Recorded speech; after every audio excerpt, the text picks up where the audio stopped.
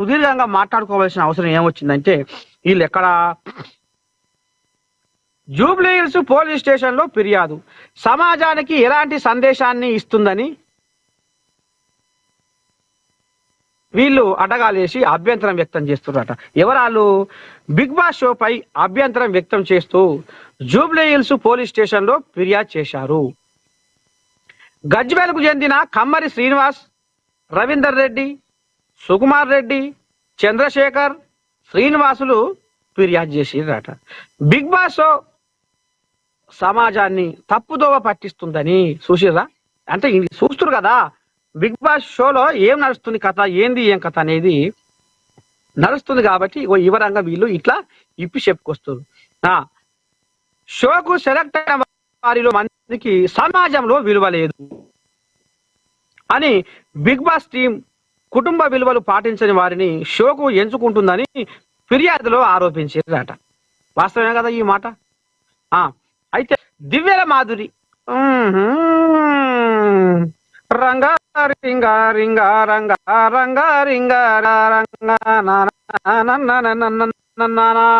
ఇక పాడాలి. మళ్ళీ రేపు పొద్దుగాల మహిళా సంఘాలు వచ్చి మళ్ళీ రేపు పొద్దుగా మహిళా సంఘాలు వచ్చి మళ్ళీ మా స్టూడియో కానీ కూర్చుంటూ ఏమో అనిపిస్తుంది. ఇప్పటికైనా జర కొంచెం మాధురి మాధురికి బయట మాధురి వేసుంటా ఆమె మాధురి క్యారెక్టర్ ఏంది బయటనే, ఇంకా బిగ్ బాస్ షోలో పోతే ఇంకా ఆ నటనలో ఇంకా ఏ రకంగా ఉంటుంది చూస్తూనే ఊరు మీరు దినం. మాధురి కథ ఏంది, మాధురి చేసిన ఉద్దారకం ఏంది, దివ్యల మాధురి అంటే ఏ రకంగా జనాలు ఊహించుకుంటారు, దివ్యల మాధురిని జనాలు కనపడితే సోషల్ మీడియాలో ఏ రకంగా కామెంట్లు పెడతారు. ఇక ఈ మళ్ళీ పోతే దివ్యల మాధురితో పాటు రీతు చౌదరి అట.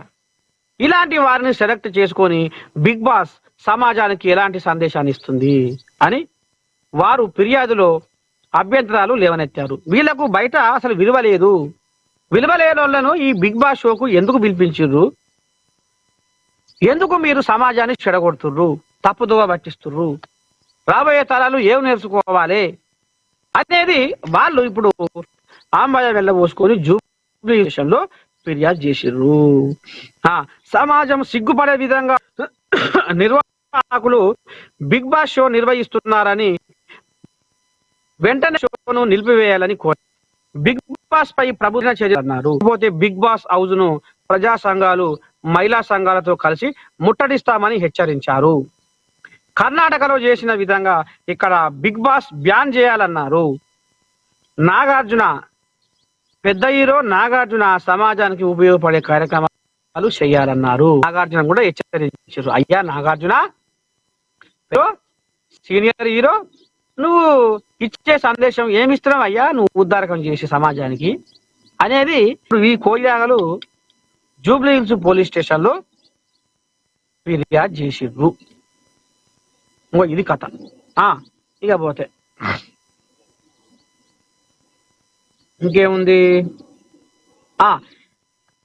నేను ఉన్నంత వరకు అన్నదానం ఆగదు, నేను ఉన్నంత అన్నదానం ఎవరు అంటుర్రు? ఆదిలాబాద్ జిల్లా assembly Congress party incharge Kandi Srinivasa Reddy అనుకొస్తుండు. ఏమంటుండు? తాను బతికున్నంత వరకు నిత్య అన్నదానం కొనసాగుతుందని Adilabad Congress party assembly incharge Kandi Srinivasa Reddy అన్నారు. కేఎస్ఆర్ ఫౌండేషన్ ఆధ్వర్యంలో ఆదిలాబాదు పట్టణంలోని ప్రజాభవన్ లో గత 3.5 ఏళ్లుగా నిరంతరాయంగా కొనసాగుతున్న నిత్యాన్నదాన కేంద్రాన్ని ఆయన గురువారం సందర్శించారు. కేంద్రానికి ఆకలి తీర్చుకోవడానికి వచ్చిన అందరికీ నమస్కరిస్తూ ఆప్యాయంగా పలకరించారు.